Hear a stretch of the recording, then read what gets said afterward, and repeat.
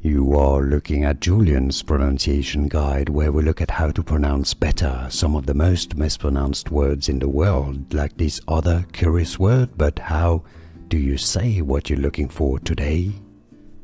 Let's learn once and for all how to pronounce this Latin phrase meaning glory to the Father.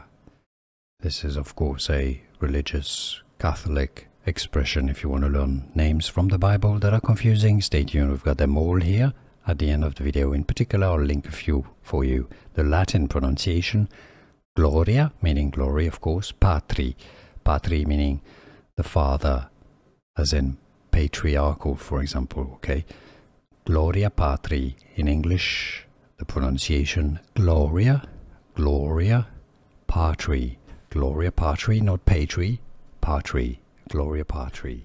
Here are more videos on how to pronounce more confusing words and names too many mispronounced. Like this video if you found it useful. I appreciate your support. I'll see you soon and thanks for watching.